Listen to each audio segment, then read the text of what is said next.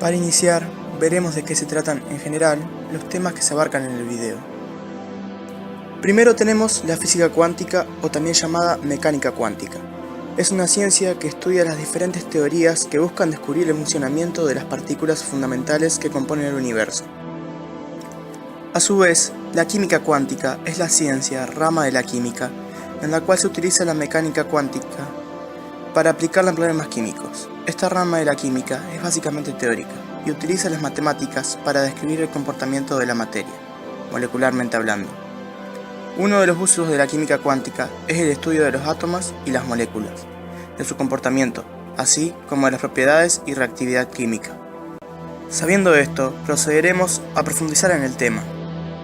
El átomo es la unidad básica de toda la materia, la estructura que define a todos los elementos y tiene propiedades químicas bien definidas. Está formado por un núcleo con protones y neutrones y por varios electrones orbitales, cuyo número varía según el elemento químico.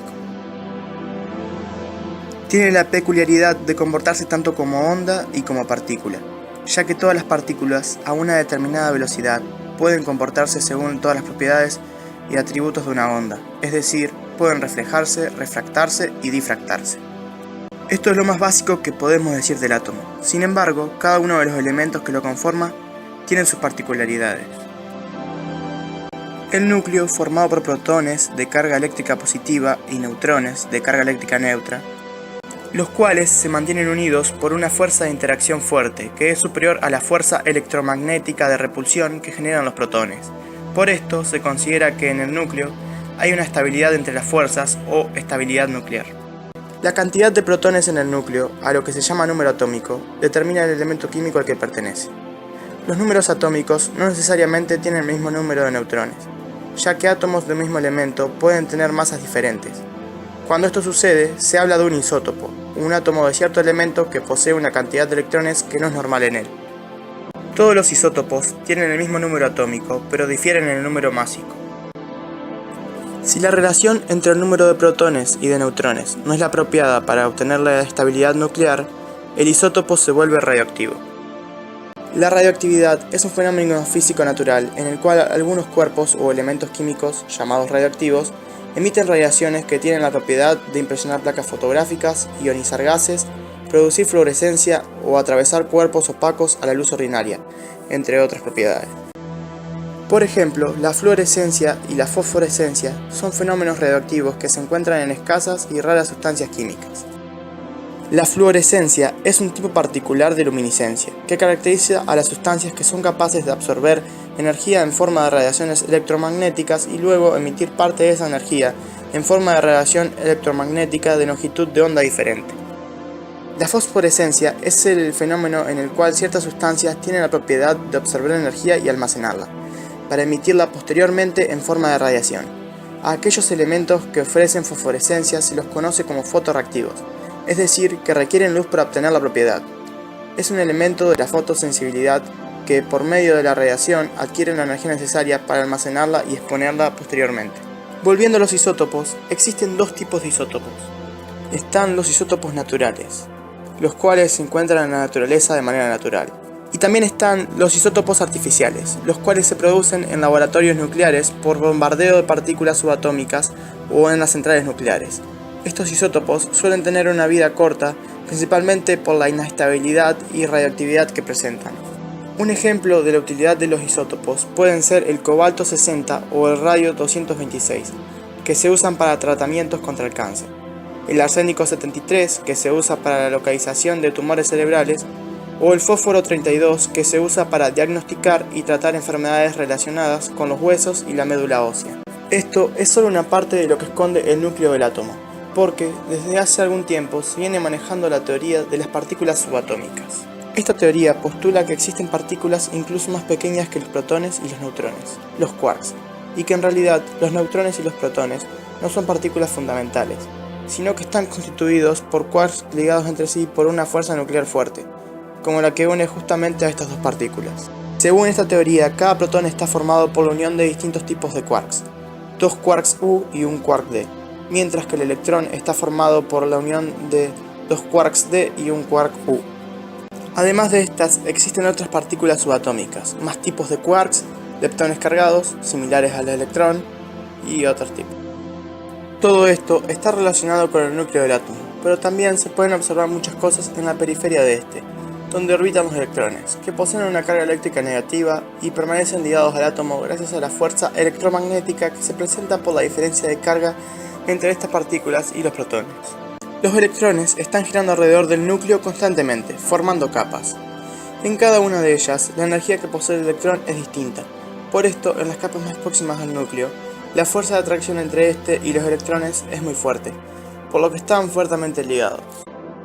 Ocurre lo contrario en las capas alejadas, en las que los electrones se encuentran débilmente ligados, por lo que resultará más fácil realizar intercambios electrónicos en las últimas capas. El hecho de que los electrones de un átomo tengan diferentes niveles de energía nos lleva a clasificarlos por el nivel energético en el que se encuentra cada uno de ellos. Existen 7 niveles de energía o capas donde pueden situarse los electrones, numerados del 1, el más interno, al 7, el más externo. A su vez, cada nivel tiene sus electrones repartidos en distintos subniveles, que pueden ser de 4 tipos: S, P, D o F. En cada subnivel hay un determinado número de orbitales que pueden contener, como máximo, 2 electrones cada uno. Así, hay un orbital tipo S, 3 orbitales tipo P, 5 orbitales tipo D y 7 del tipo F. De esta forma, el número máximo de electrones que admite cada subnivel son 2 en el S, 6 en el P, 10 en el D y 14 en el F. Como los electrones se mueven a una muy alta velocidad y se es incapaz de pararlos sin afectar al átomo en sí, solo se puede deducir la ubicación del electrón en lo que se denominan orbitales. Podemos decir que un orbital atómico es una zona del espacio donde existe una alta probabilidad, superior al 90%, de encontrar al electrón. Esto supone considerar al electrón como una nube difusa de carga alrededor del núcleo, con mayor densidad en las zonas donde la probabilidad de que se encuentre dicho electrón es mayor. Para definir la órbita de un electrón se utilizan los llamados números cuánticos, que veremos a continuación. Primero está el número cuántico principal, que se escribe con la letra n. Representa el nivel de energía y su valor es un número entero positivo, y se le asocia a la idea física del volumen del orbital. Dicho de otra manera, el número cuántico principal determina el tamaño de las órbitas, por lo tanto, la distancia al núcleo de un electrón vendrá determinada por este número cuántico. Todas las órbitas con el mismo número cuántico principal forman una capa. Su valor puede ser cualquier número natural mayor que 0, y dependiendo de su valor, cada capa recibe como designación una letra. Si el número cuántico principal es 1, la capa se denomina K. Si el número cuántico principal es 2, la capa se denomina L. Si el número cuántico principal es 3, la capa se denomina M. Si el número cuántico principal es 4, la capa se denomina N. Si el número cuántico principal es 5, la capa se denomina P, etc. Luego viene el número cuántico secundario, que se representa con la letra L. Este identifica al subnivel de energía del electrón y se le asocia a la forma del orbital. Sus valores dependen del número cuántico principal, n, es decir, sus valores son todos los números enteros entre 0 y una unidad menos al número cuántico principal, incluyendo al 0. Ejemplo de esto es si tuviéramos el número cuántico principal igual a 4, el número cuántico secundario sería igual a 0, 1, 2 y 3.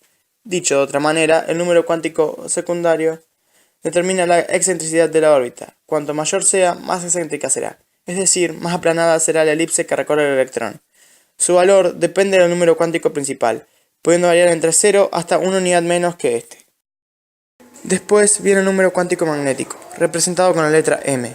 Este describe las orientaciones espaciales de los orbitales. Sus valores son todos los números enteros del intervalo menos L más L, incluyendo el 0. Por ejemplo, si tuviéramos un número cuántico principal igual a 4 y el número cuántico secundario fuera igual a 0, 1, 2 y 3, el número cuántico magnético, o sea m, sería igual a menos 3, menos 2, menos 1, 0, más 1, más 2 y más 3. Dicho de otra manera, el número cuántico magnético determina la orientación espacial de las órbitas, de las elipses. Su valor dependerá del número de elipses existente y varía desde menos L hasta L, pasando por el valor 0. Así, si el valor de L es 2, las órbitas podrán tener 5 orientaciones en el espacio, con los valores de m igual a menos 2, menos 1, 0, 1 y 2. Si el número cuántico secundario es 1, existen 3 orientaciones posibles, menos 1, 0 y 3, mientras que si es 0, solo hay una posible orientación espacial, correspondiente al valor m igual 0. Por último, está el número cuántico de spin, representado con la letra S. Este describe el giro del electrón en torno a su propio eje, en un movimiento de rotación. Este giro puede hacerlo solo en dos direcciones, opuestas entre sí. Por ello, los valores que puede tomar el número cuántico de spin son menos un medio y más un medio. Dicho de otra manera, cada electrón en un orbital gira sobre sí mismo. Este giro puede ser en el sentido mismo que en el submovimiento orbital o en el sentido contrario. Al tener todo esto en cuenta, se puede obtener la configuración electrónica del átomo. En otras palabras, la descripción de la ubicación de los electrones en distintos niveles, con subniveles y orbitales, de un determinado átomo. Ya que, como habíamos dicho antes, saber la ubicación y velocidad exacta de un electrón es imposible. Para representar gráficamente la configuración electrónica, se suele utilizar la regla o cuadro de las diagonales, en la que, como se puede ver en la imagen, se muestra el orden en el que se llenan los orbitales de electrones. Con esto, en forma un tanto general, se puede explicar lo que sucede todo el tiempo, en todo lugar, a nuestro alrededor, o por lo menos lo que entendemos hasta ahora de este universo que todavía nos tiene cantidades de misterios que resolver.